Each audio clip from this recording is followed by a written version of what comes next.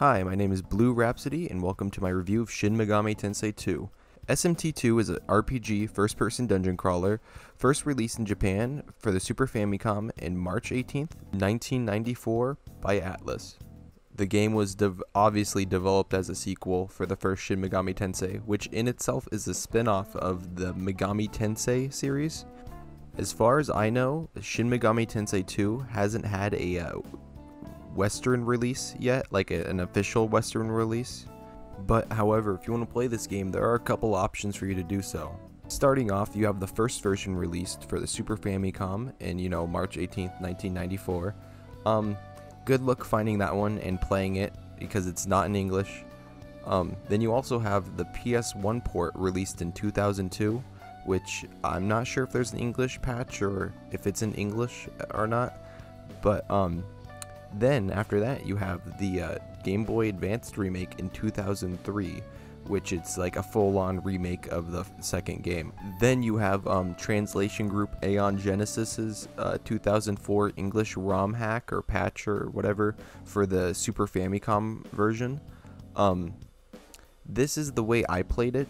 I'll get into more about that. But then you also have the virtual console on the Wii to play this game. I'd seen a website or whatever. It's like I was googling this game and I found a website on the virtual console, but it looks like it's only in Japanese though. Then you also have the iOS port of the GBA remake, which I'm not sure if it's in English or not. However, to be honest, in my opinion, I think the best version is the version I played, which is the original one with the English ROM patch by Aeon Genesis. The reason why I recommend playing this version or emulating it over playing a physical copy or any other means is because with an emulator you're able to get around a lot of that old school chunk or bullshit they would do. And it also makes just battles and stuff go by a lot faster. Text seems to go by really slowly, but if you just hold down ×2, it's slightly more bearable. Save states are really useful too. Like I said, it just gets around a lot of that old school clunkiness. However, this does mean you have to emulate it. So if some of you have a problem with that, I guess good luck finding an official English release.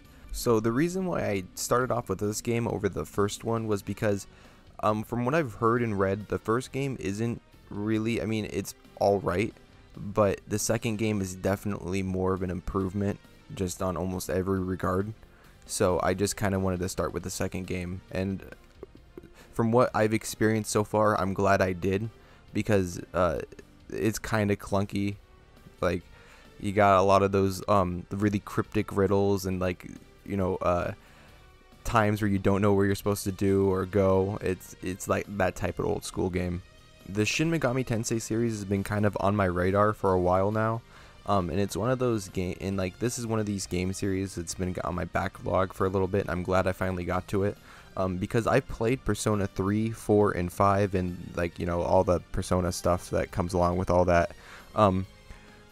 but I've never actually sat down and played a full-on SMT game. And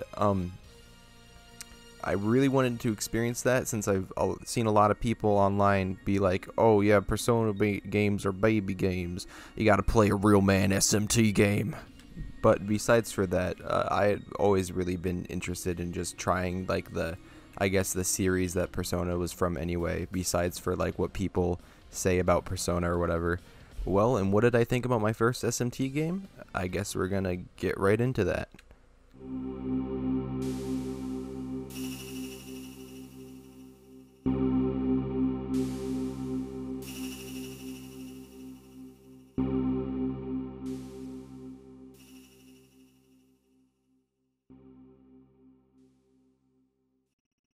Well, to start off with graphics, the Super Famicom version looks pretty good. It's obviously an older generation of game, but for what it was, and for other games of the time, you can certainly see how much effort they put into the demon sprites and everything else. You can pretty much tell exactly what everything's supposed to be, and even for some fights, some things were like animated. There's also just a lot of general attention to detail, like when you're walking around on the overworld map or whatever, when you're near cliffs or like geological features or buildings and stuff, when you go into the first person mode, the background you get depends on where you're at, which is pretty cool, or like what geological features are nearby, or just anything. I guess the better term would be the environment. Like, it just depends on the environment nearby. And you know, that's pretty cool for a game, you know, released in 1994. Like, I didn't, and it's not just like in one or two areas too. It's every area in the game has different backgrounds and stuff, depending on where you're at. And that's actually pretty good attention to detail. However, one of the biggest problems I have with this game though is even though like the walls and all the other like sprites look good, it doesn't really matter how good they look when they're reused constantly, especially the underground tunnel assets, because you sure will be seeing them a lot backtracking. So in terms of gameplay, it can be pretty much split up into 3 different segments. You have like the fighting phase or whatever, like where you're actually battling things in like the turn-based combat. Then you have the exploration parts of gameplay that I've divided into 2 categories: first person and overworld. So exploration is the main type of gameplay you're going to be doing. You're mainly going to be walking around and looking at stuff, or you're going to be looking at the map. And with that, it's pretty basic. It's like your standard RPG. With the A button, you can go into like your menu and you can manage your items, demons, and you can go into your computer and do a bunch of other stuff, which usually your computer is where you manage your demons and things. But the most important thing your computer will do for you is it will have your map on it. And the easiest way to access your map is by pressing the L button. Always use your map. You almost guaranteed will get lost without using your map. Then interestingly enough, at the bottom you have this weird little bar that like flashes colors. At first I wasn't sure what this was, but now I'm pretty sure it's an encounter meter, signifying how frequent the encounters you'll be getting will appear. Blue means that there's going to be pretty much no encounters, and red means an encounter. You're probably going to have an encounter in like the next couple steps, which is a pretty unique mechanic for a game made in 1994. However, I'm not too sure if the first game had it or not, but regardless, it's pretty cool. So now starting with the overworld phase of exploration, or whatever you want to call it, this is pretty much how you'll be getting from dungeon to dungeon, and it's pretty cool to see that little blue marker that I saw in Persona 3. But from what I can tell from seeing gameplay of like the other games and stuff, it seems like kind of a series staple to have that like blue little dude marking you on the map. The maps themselves look pretty good too. They're drawn in an isometric style, which gives them sort of like a pseudo 3D look. It seems like it makes it seem as if you can like rotate the map and it would show like it would be like a 3D image, I guess. That's the best way to describe it. And as you're getting around from place to place, random encounters will happen. Once again, only really as frequently as that little bar down there shows. But they'll bring you into like the first person like battle screen. Now before I get into talking about like the battling, I'm also going to talk about the second half of exploration, which is the first person mode. So once you actually get inside a dungeon, you'll be put into like the first person camera view, and you'll be free to just walk around and stuff. It's very easy to get lost. Expect to hit a lot of dead ends and just turn around and go back the way you can. The dungeons themselves aren't that hard. There aren't really any puzzles or anything. It's just mainly getting from point A to point B. There are some interesting ways though that they mix it up, and just like on the overworld screen, in the first person mode you can be put into battles, except this time they just kind of pop up right in front of you in like kind of a seamless, like there's no transition like you get from like the exploring screen to the battle screen. The demons just appear right then and there, which kind of makes the fighting them faster, or it doesn't like interrupt you as much. That's the best way to explain it. So on the battle screen there's not too much going on, but essentially you have your basic RPG controls or options or whatever. But one of the interesting things that I think this game does is that the battle theme doesn't immediately play when you're fighting something. They have like this encounter theme that plays by default before you fight something. The battle theme actually only plays when you click the fight button or whatever, which I think is a nice touch. Other than that, the battling in this game is pretty standard for most RPG systems. It's pretty much just turn-based. There isn't anything that special about it. Like, it isn't no press turn system or like a once more system or whatever, how they had it in Persona 3. But one of the most unique things they did have, especially in a game of that era, is the demon negotiation feature, where you can choose to talk to your enemies instead of like just straight up murdering them.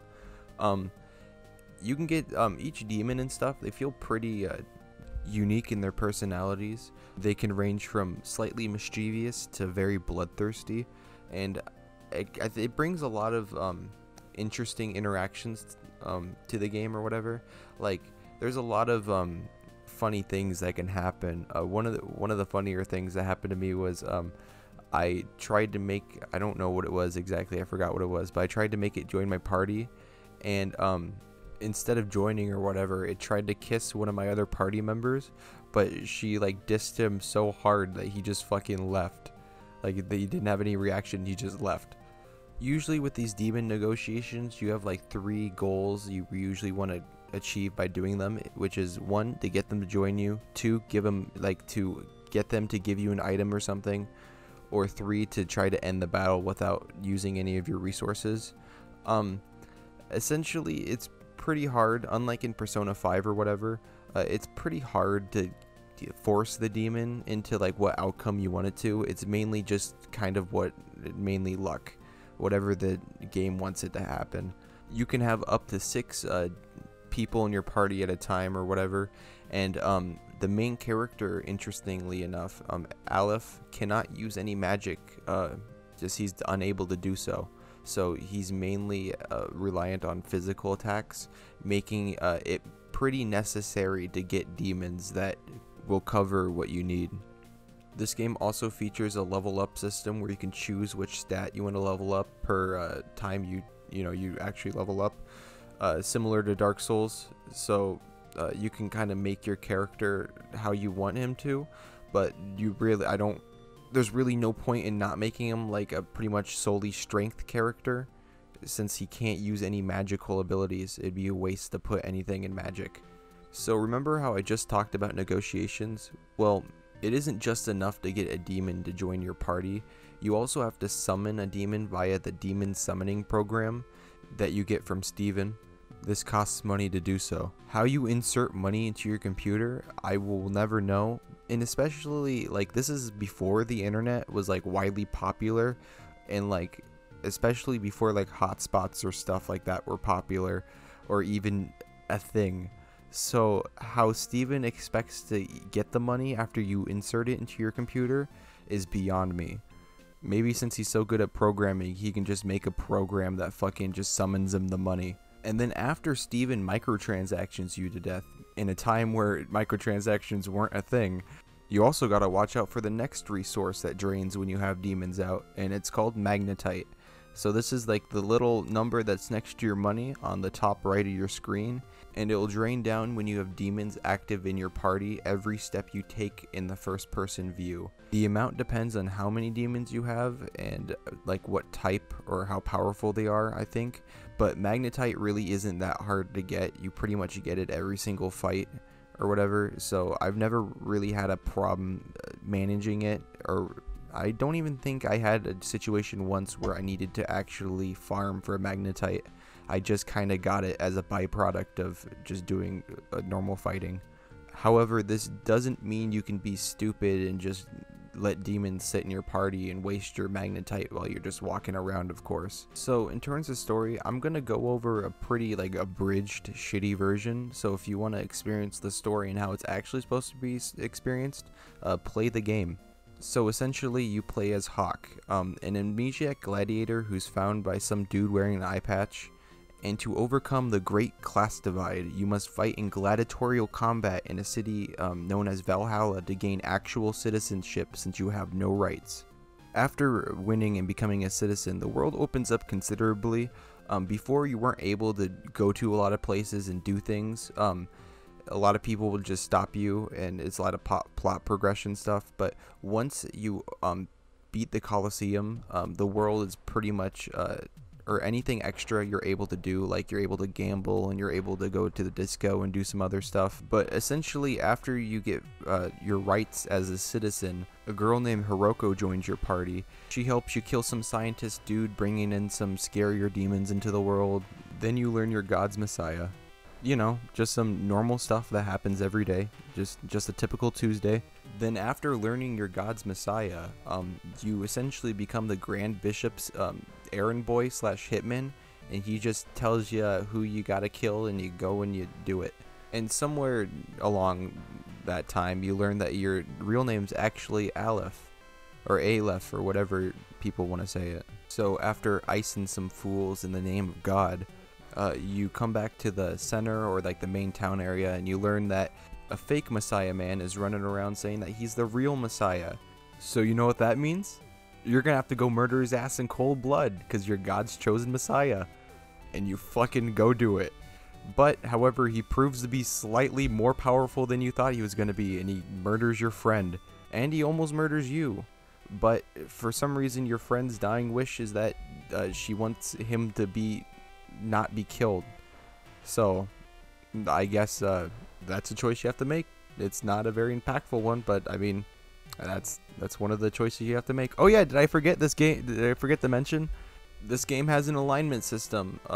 It's pretty much mostly in the background. Doesn't really matter that much. It affects what kind of demons you summon, but for the most part, it's pretty hard to get into like an actual alignment until like mid game. So anyway, after you spare him, this action somehow makes you the true Messiah, which is weird because there's never been another case where you've needed to like be merciful towards someone who's tried to kill you before, like the last dude who was in the Colosseum. I'm pretty sure he was just in the same position as you were, but once again, you just murder his ass in cold blood. So then some other stuff happens. You do like some kind of concentration camp prison break, which is, you know, fun. And then it turns out that God's archangels were behind the whole thing. So they exposition the fuck out of you. And so apparently you and everything that you know is fake and was set up by them. So like your status as being the Messiah, you're just created by them because they were too impatient to wait for God's Messiah to show up. And some of the other people that you meet are supposed to be other people like the anti-Messiah and like Satan and other things. But since the angels were impatient and couldn't wait for the Messiah, the like actual Messiah to show up, God just fucking ditched them because they made their own fake one. So that's cool. Then after dealing with their bullshit, Lucifer thinks you're Satan for some reason. So he snatches you up and he takes you to like, I don't remember where, but he snatches you up and he essentially learns that oh wow, you're not Satan. And the real Satan comes along and he's like, hey, do you want to kill Lucifer with me? And so I of course was like, yeah. So then at this point is where I kind of tuned out. Like I just really just skipped all the text and shit because I was just really wanting to get towards the end of the game. Essentially God shows up and he'd fucking, I think he destroys Earth, or he causes like a mass genocide, or he does something bad, and then you fight him on a spaceship or whatever and you kill God, and the game pretty much just ends after that. If you want more of a comprehensive like look at the story, I'm sure there's a couple other videos on this game if you want to see that, but I'm not really here to give you like a full retelling. Just kind of what I thought was funny and stuff. Since we got past the story, it's finally time to get on to the music of the game. So for the most part, the music of this game is pretty fucking good. Like, there's a lot of songs I really like, especially the level up theme, which sounds like it's from Mega Man X. And then you also have the battle theme and the boss theme that sound pretty cool. Uh, you also have the Overworld map theme, and then there's some other ones that I don't remember at this moment. But I'll play some of the good parts of the ones I like right now.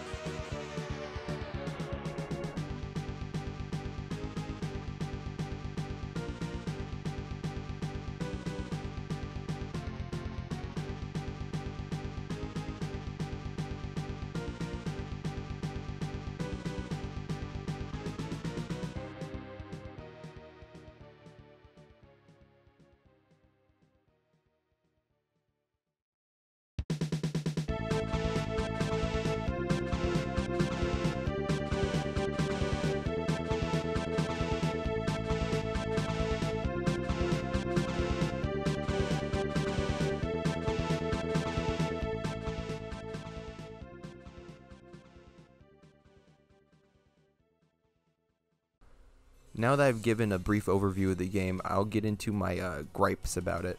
So, a couple of my biggest problems about this game is that it feels like it's one of those Nintendo Power types of games where like you need a walkthrough to play through it, because there's so many, or there's not so many, but there's like a lot of like random backtracking to dumb places you don't really need to go back to, and there's also like secret passageways and some other fucking stupid shit that you have to do to get by. And was it one example that really, or two, actually I got two really good examples that come to mind. So one I have is after you get done fighting the boss Beetlejuice or whatever, or it can happen before you're fighting it or something, but to get to the next area, Arcadia, the event flag or something won't trigger until you go to this one random spot on the map, which is like in this farm fields, and you have to save this lady from this one demon. And I was fucking stuck trying to look around for shit for like a good while before I looked on my walkthrough that I had pulled up. And there's another example is when you're in Arcadia, it's pretty much, there's nothing to do there. There's no enemy encounters. There's pretty much nothing inside the buildings, but just randomly there's a fucking secret passageway through the goddamn like woods or whatever, and you have to go up through the top of the map or something. It's so stupid. Like there's no way like intuitively you would figure that out. And same thing goes with like finding like the Valhalla slums or stuff. There are some things I really like about this game though. After you get past the like the old schoolness of this game, it becomes really charming to play after some time. There's a lot of times where like I've laughed to some of the dialogue because it's kind of goofy. Like one of my favorite examples is there's this one man that you walk into like this one room, and he's like, I found a severed head, but I'm not gonna sell it to you, so don't think about asking, and then you just fucking leave. Little bits of funny dialogue strewn about just kind of help alleviate some of the monotony of the game a little bit, especially just because it feels like you're looking at the same screen over and over again a lot of the time. And there's also a lot of stuff to do, or I wouldn't say a lot, but some stuff to do that's besides, or not besides, but it's like you can do that's aside from the main quest. So you can go like gambling, and you can do some other stuff.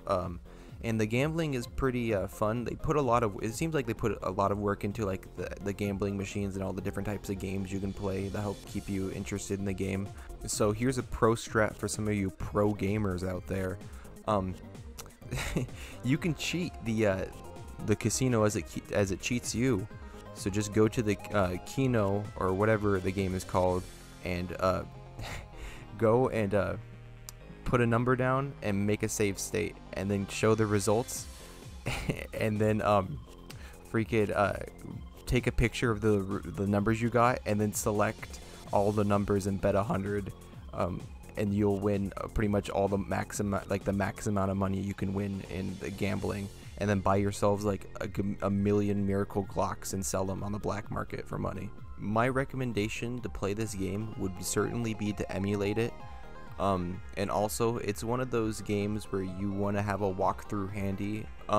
The one I used was the one on GameFAQs, or whatever you want to call it. It's the most recent one on there.